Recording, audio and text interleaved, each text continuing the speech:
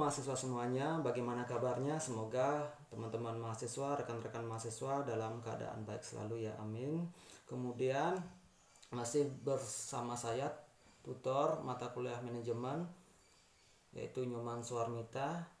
Nah, kita sudah masuk ya, sudah memasuki sesi yang ketiga untuk mata kuliah tutorial online manajemen EKMA 4116. Jadi di tutorial online yang ketiga ini atau sesi yang ketiga ini kita akan membahas mengenai motivasi, komunikasi, dan bagaimana cara mengelola konflik. Itu yang kita bahas tentang motivasi, komunikasi, dan mengelola konflik.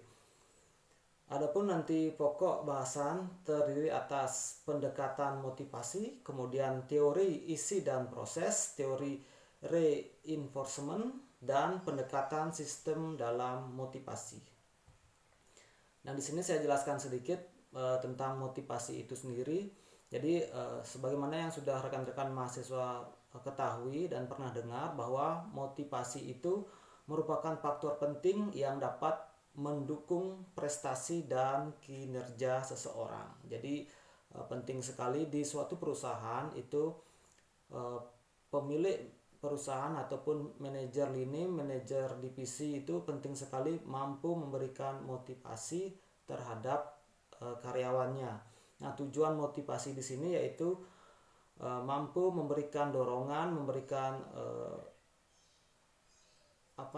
memberikan semangat kerja bagi para bawahan agar mereka bekerja sesuai dengan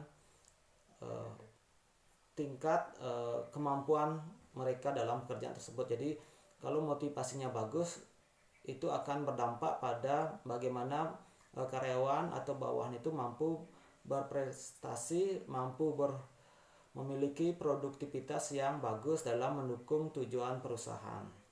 Seperti itu.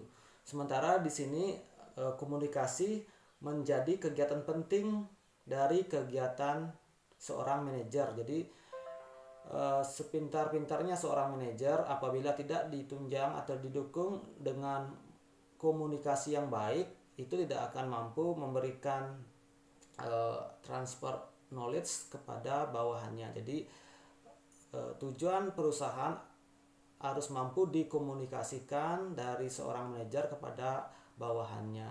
Apa yang ingin dicapai ataupun goal yang ingin dicapai di suatu perusahaan itu harus mampu tersampaikan atau mampu diterima dengan baik tujuan informasi tersebut di para staf atau bawahan. Jadi apa yang akan menjadi garis besar atau tujuan dari perusahaan itu mampu didistribusikan, mampu dijelaskan, mampu disampaikan secara baik kepada bawahan yang ada di perusahaan tersebut. Nah, itu tujuan dari bagaimana seorang manajer mampu memberikan komunikasi yang baik.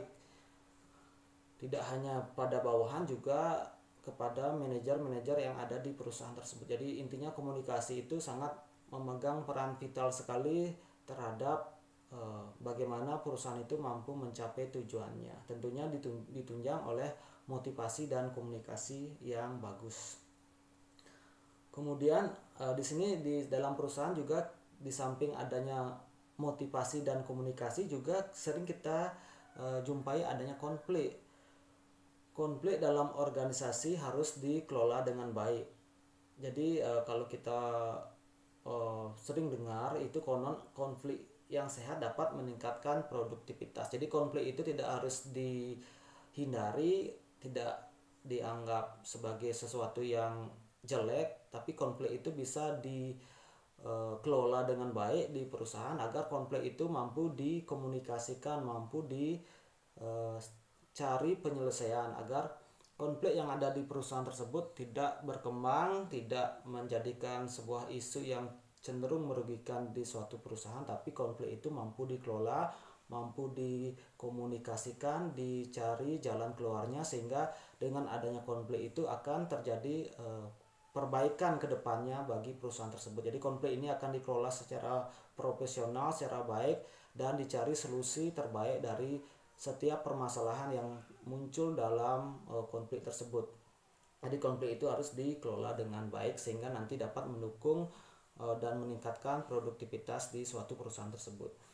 Nah, di samping itu tadi sudah kita bahas tentang motivasi, komunikasi, dan konflik. Nah, di tutorial online yang ketiga ini juga akan ada tugas tutorial yang pertama. Tentunya mahasiswa di sini silakan mengerjakan tugas tutorial yang pertama itu sesuai dengan waktu yang telah ditentukan, dan jangan lupa juga untuk selalu berpartisipasi aktif mengerjakan setiap sesi diskusi dan kuis yang ada di setiap minggunya. Jadi untuk bahan pokok ataupun modul masih menggunakan modul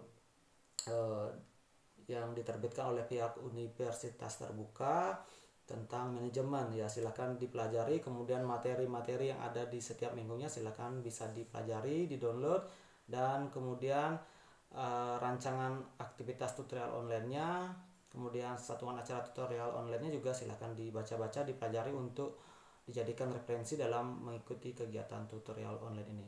Baik, hanya itu yang bisa saya sampaikan. Terima kasih untuk atensi dari mahasiswa. Jangan lupa untuk selalu mengisi daftar hadir di setiap sesinya. Terima kasih, semoga kita selalu dalam keadaan sehat dan sukses selalu.